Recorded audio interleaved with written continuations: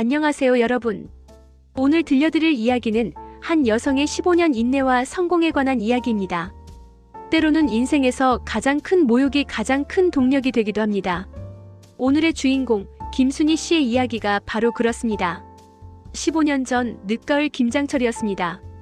당시 45세였던 순희 씨는 시댁 마당에서 김장 준비를 하고 있었습니다.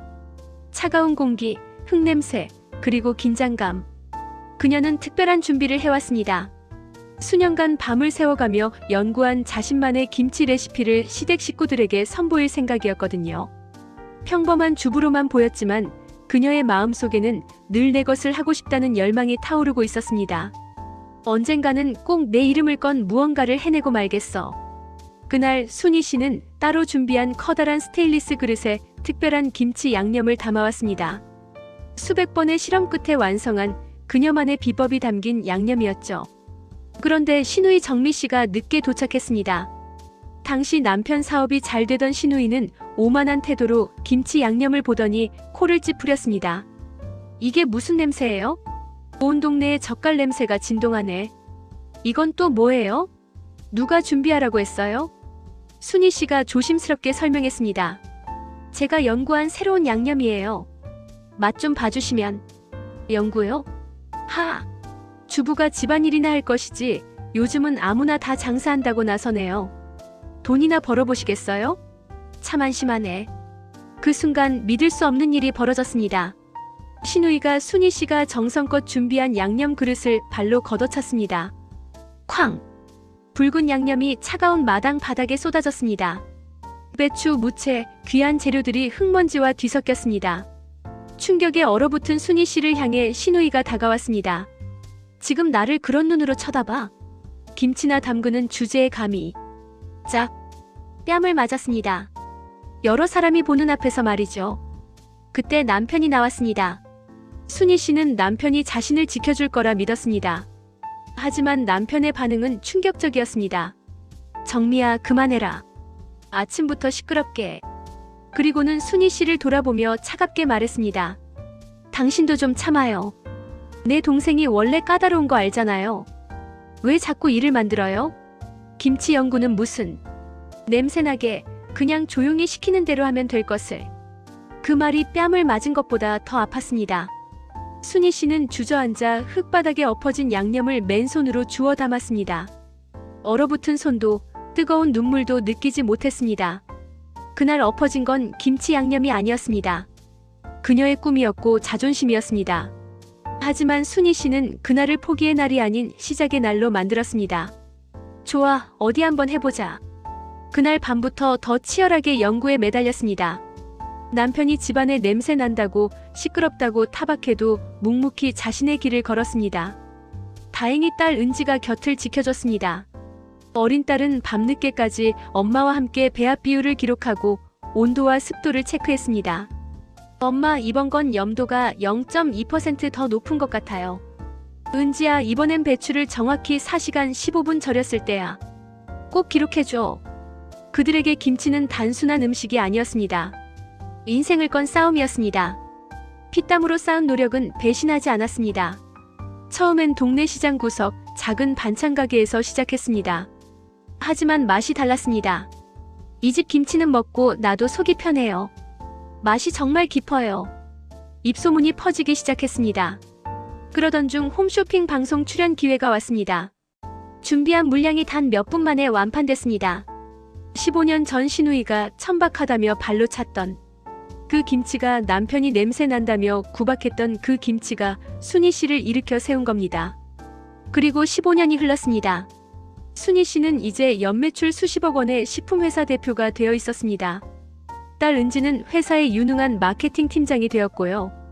그리고 남편은 회사를 은퇴한 후 순희 씨 회사에서 고문이라는 이름으로 월급을 받고 있었습니다. 어느 날 남편이 사장실로 급하게 들어왔습니다.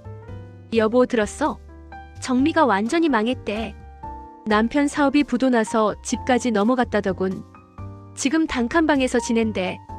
불쌍해서. 순희 씨는 서류에서 눈도 떼지 않고 차갑게 대답했습니다. 그래서요? 그게 저랑 무슨 상관이죠? 아니, 당신. 어떻게 그렇게 매정하게. 내 동생인데 우리가 좀 도와줘야지. 당신 동생은 당신이 챙기세요. 하지만 제 돈, 이 회사 돈은 단 한 푼도 못 줍니다. 며칠 후 더 놀라운 일이 벌어졌습니다. 딸 은지가 심각한 표정으로 이력서 한 장을 가져왔습니다. 엄마, 고모가 우리 회사 생산직에 지원했어요. 시누이 정미가 순희 씨의 회사, 그녀가 천박하다고 비웃었던 바로 그 김치 공장에 취직하려 온 겁니다. 남편은 당장 채용하라고 난리였지만 순희 씨는 단호했습니다.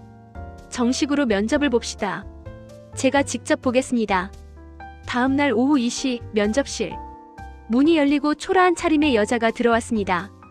15년 전의 화려함은 온데간데 없었습니다. 정민은 면접관 자리에 앉은 순희 씨와 은지를 보고 얼어붙었습니다. 언니, 여기가 언니 회사였어? 순희 씨는 차갑게 말했습니다. 면접 보러 오셨으면 앉으시죠. 은지가 물었습니다. 이력서를 보니 공장 업무 경험이 전혀 없으시네요.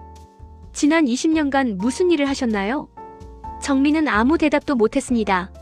순희 씨가 천천히 입을 열었습니다. 우리 공장은 쉬운 곳이 아닙니다. 하루에 배추 100포기 이상을 절이고 무거운 상자를 옮기고 얼음장 같은 찬물에 손을 담가야 합니다. 평생 편하게만 사셨던 분이 과연 해내실 수 있겠습니까? 정미가 갑자기 자리에서 일어나 소리쳤습니다. 언니, 어떻게 이럴 수 있어요? 내가 그래도 오빠의 동생인데. 바로 그때 남편이 면접실로 뛰어들어왔습니다. 당신 정말 이렇게까지 할 거예요? 15년 전 일 가지고 아직도 그러는 거예요? 순희 씨가 조용히 일어났습니다. 15년 전 일이라고요? 네, 까마득한 옛날이죠. 그녀는 정미를 똑바로 쳐다봤습니다. 15년 전 제가 밤새 준비한 양념을 당신이 발로 찼던 것, 제 뺨을 때렸던 것, 흙바닥보다 더러운 말로 저를 모욕했던 것, 다 기억나세요? 그리고는 남편을 향해 돌아섰습니다. 그리고 당신, 동생이 제 뺨을 때리는데 저보고 참으라고 했죠? 제가 일을 만든다고 했죠? 저는 그날 당신들 때문에 피눈물을 삼켰습니다. 15년을 참았어요. 회의실이 조용해졌습니다. 인사팀장이 차분하게 평가를 내렸습니다. 지원자는 경력도 없고 체력적으로도 우리 공장 업무를 감당하기 어렵습니다. 채용 기준에 미달입니다. 순희 씨가 말했습니다. 들으셨죠? 당신은 탈락입니다. 정미가 무릎을 꿇었습니다. 언니, 제발이요. 뭐든 다 하겠어요. 화장실 청소라도. 제발 저 좀 살려주세요. 남편도 애원했습니다. 여보, 이제 그만 용서해 줍시다. 사람이 왜 이렇게 독해? 독하다. 그 말에 순희 씨는 미소를 지었습니다. 당신이 버는 돈이 어디 있나요? 제가 주는 월급으로 사는 주제에 감히 누구 돈으로 누구를 먹여 살리겠다는 겁니까? 남편의 얼굴이 창백해졌습니다. 순희 씨는 마지막으로 말했습니다. 당장 두 분 다 내 회사에서 나가세요. 정민은 끌려나갔고 남편도 고개를 숙인 채 뒤를 따랐습니다. 회의실에 조용함이 찾아왔습니다. 딸 은지가 순희 씨의 손을 잡았습니다. 따뜻하고 굳건한 온기였습니다. 순희 씨는 15년간 가슴을 짓누르던 무거운 돌덩이가 마침내 깨지는 느낌을 받았습니다. 그녀는 자신의 꿈을 짓밟았던 사람들에게 가장 완벽하게 되갚아 주었습니다. 창밖을 바라보며 15년 만에 처음으로 진심으로 웃었습니다. 여러분, 이것이 한 여성의 이야기입니다. 혹자는 너무 냉정하다고, 너무 모질다고 말할지도 모릅니다. 하지만 생각해 보십시오. 15년간 참고 견디며 자신의 길을 묵묵히 걸어온 사람. 모욕을 동력 삼아 성공을 일궈낸 사람. 그녀가 과연 잘못한 걸까요? 용서는 아름답습니다.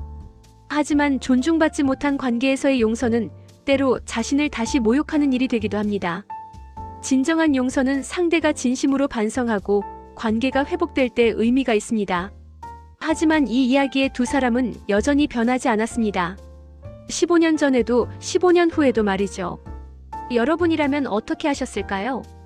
오늘 이야기가 여러분께 작은 위로와 힘이 되었기를 바랍니다. 시청해주셔서 감사합니다. 구독과 좋아요로 함께 해주시면 더 큰 감동으로 보답하겠습니다.